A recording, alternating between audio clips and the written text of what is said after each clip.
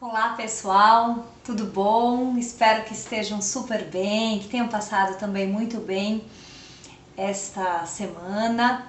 Hoje então é a nossa segunda aula, desse curso Literatura, a Escrita como Criação.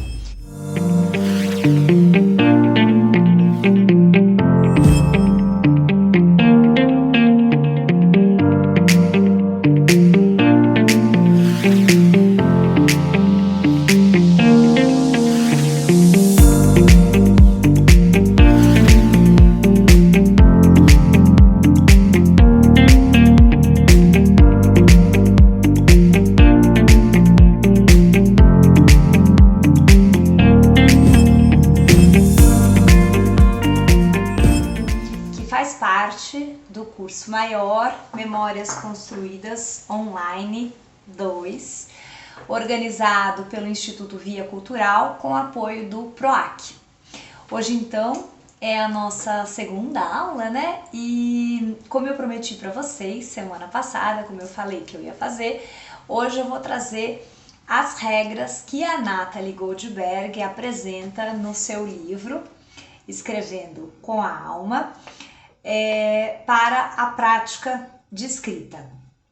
Antes de apresentar as regras, eu quero trazer um trechinho do livro dela. Vou ler aqui um trechinho para vocês dessa parte inicial, da introdução, só para vocês sentirem um pouco da temperatura, terem o gostinho um pouco de ouvir as palavras dela e formarem então uma ideia, começarem a formar uma ideia de como que é o livro e também do caminho que nós vamos trilhar juntos, certo?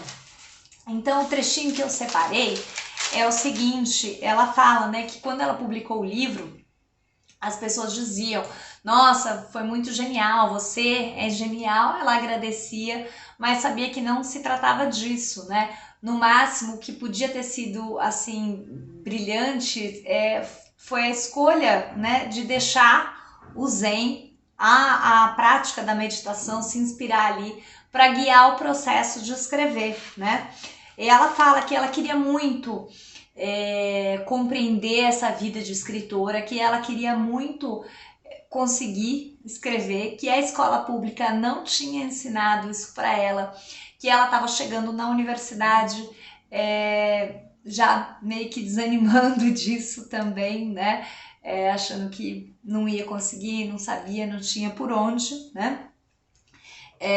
Mas aí ela diz, mas tinha um desejo profundamente arraigado dentro de mim, um anseio que eu própria ignorava possuir.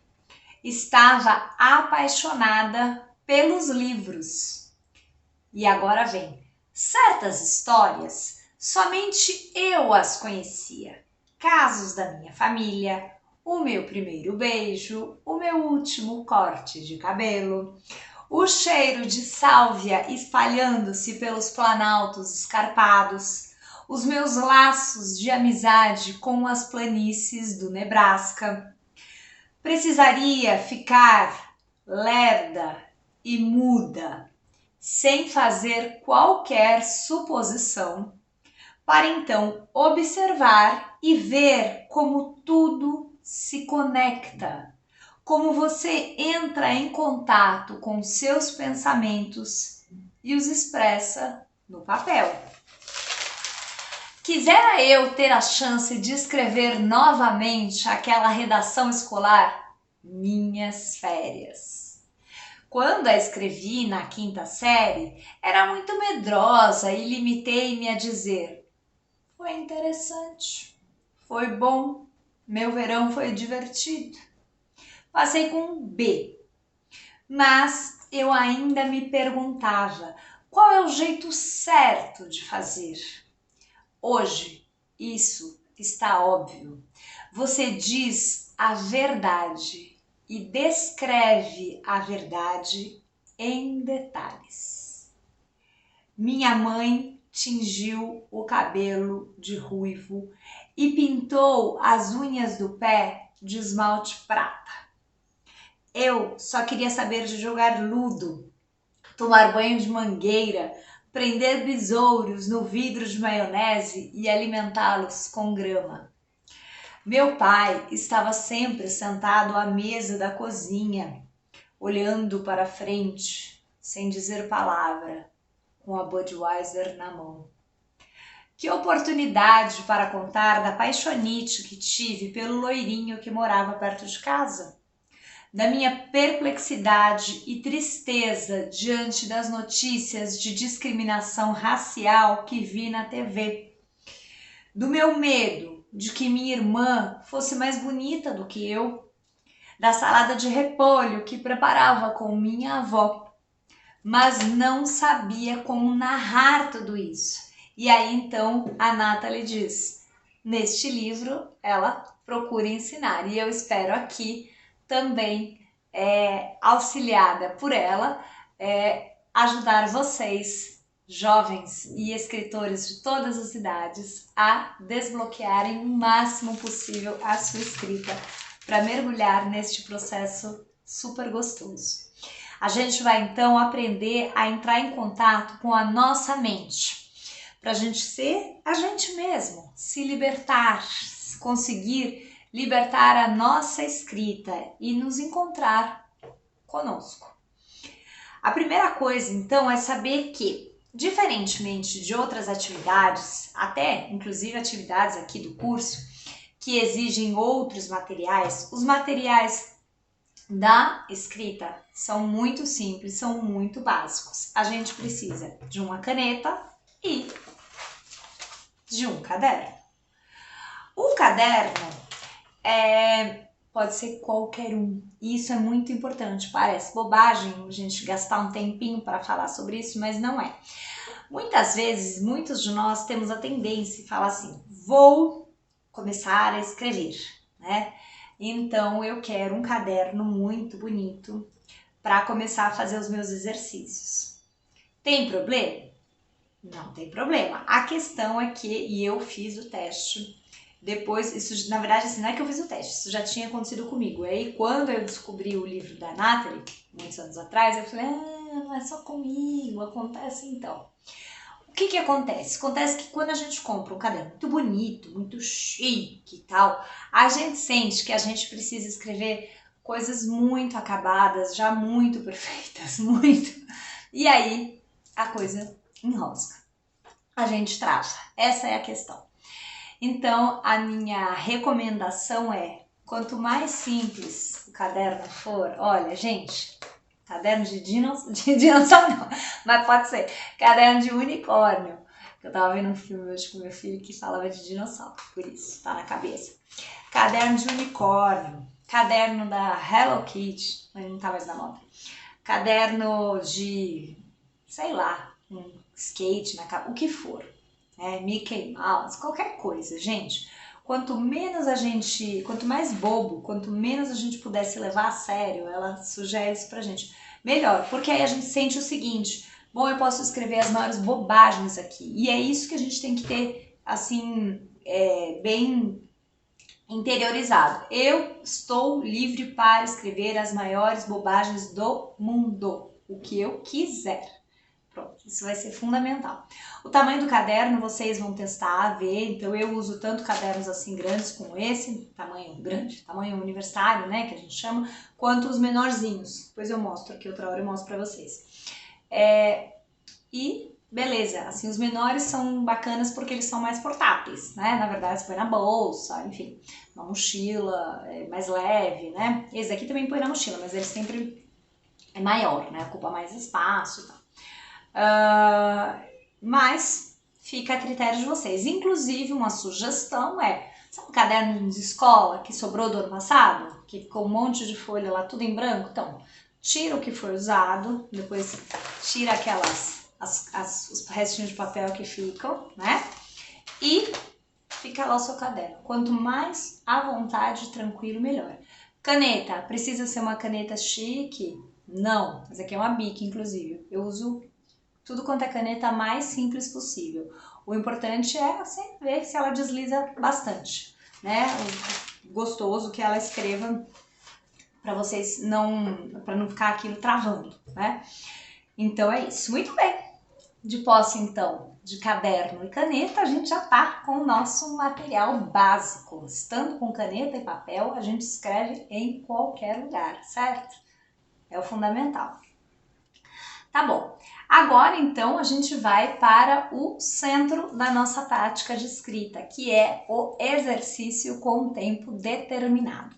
Esse tempo, gente, eu, em geral, utilizo nas oficinas que eu ministro e, inclusive, para mim mesma, na minha prática, eu gosto muito de trabalhar com tempo de 15 minutos.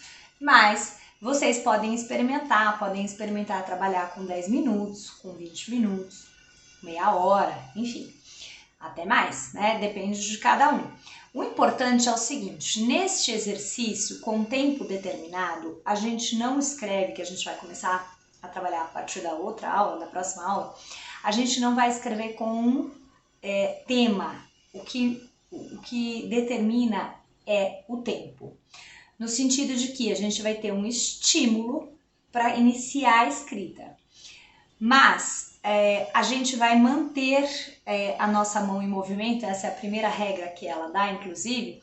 A gente vai manter essa mão sem parar, escrevendo sem parar mesmo, para não dar tempo de parar para pensar, e agora o que eu escrevo? A gente vai ficar direto escrevendo ao longo daquele tempo. Nesse sentido, se eu comecei a falar, por exemplo, dos meus avós, esse foi o estímulo proposto, vamos supor, e no meio do caminho, um primo apareceu e tomou a cena, e eu comecei a falar episódios vivenciados com esse primo, com mais uma outra prima, com sei lá mais quem.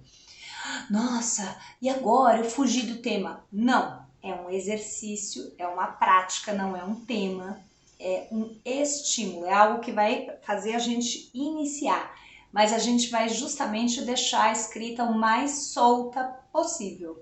Por isso que a gente vem para as regrinhas, né, que ela apresenta, que são as seguintes. A primeira é essa, né, mantenha a mão em movimento, então a gente não para reler o que escrevemos, isso é só depois, a gente vai reler só depois que terminar o tempo, né? A gente não rasura, então assim, a nossa mente ela é mais rápida do que a mão, então às vezes eu penso numa palavra, mas antes de eu chegar na hora de escrever aquela palavra, eu já falei, mas eu acho que seria melhor outra. Não, mantenha a primeira opção. No máximo, põe uma barrinha e escreve do lado a segunda palavra pensada, mas não rabisca nada, tá? E procura priorizar a coisa do jeito que vem, né? Primeiro. A terceira regra, gente, é assim, não se prenda a ortografia, pontuação e gramática. Concordância, todas essas coisas. Não me levem a mal, eu sou professora inclusive de língua portuguesa, é claro que eu sei a importância da ortografia, da pontuação, da concordância, da regência, tudo isso.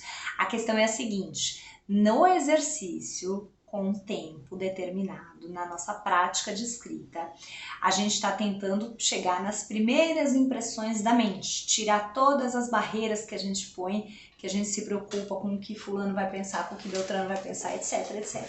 Nesse sentido, se eu parar para falar assim, e agora? É com SS ou é com C cedilha? Pronto, eu perdi o fluxo, né? Perdi. Então, eu não me preocupo com nada disso, pontuação, se eu quiser eu vou pondo... não, veio a ideia de pôr ponto, eu ponho, mas se não vier, só veio vírgula, não veio, tudo bem, né? Eu também não me preocupo com as margens, né? Eu não preciso nem me preocupar com obedecer as linhas certinho, tá, gente? É o mais à vontade possível.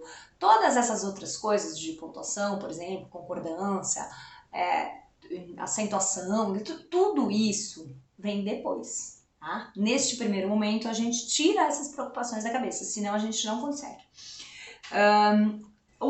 A quarta regra é justamente solte o controle, tá? É bem isso, ela diz só assim.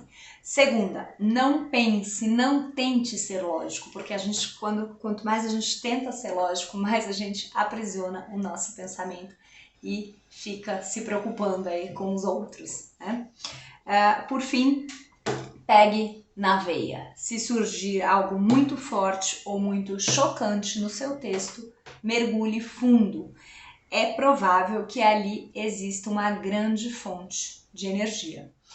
Então, estas são as regras. É muito importante, a gente vai começar a exercitar a partir da semana que vem. É muito importante se ater a essas regras. Eu vou depois, na hora de começar, né, passar os primeiros exercícios, as primeiras propostas e tal, eu vou recordar, tá? Mas aqui é para vocês irem tomando contato, sentirem, né? Sentirem, por exemplo, por aquele fragmento que eu li da Nathalie, a importância, né, dos detalhes que ela fala de dizer a verdade, descrever a verdade em detalhes, porque a gente vai vendo esses detalhes, não são os detalhes que a gente pode falar, ai, preciso de coisas importantes, não são as coisas pequenas, as coisas miúdas do nosso cotidiano, em que a gente vai mergulhar, focalizar e começar a contar, tá? Então, hoje é para vocês terem mais um pouco dessa temperatura, irem mergulhando nisso, e a partir da semana que vem vamos continuar e eu vou começar a passar algumas propostas, inclusive, de práticas de escrita para vocês. Obrigadíssima a todos e uma ótima semana. A gente se vê em breve, semana que vem.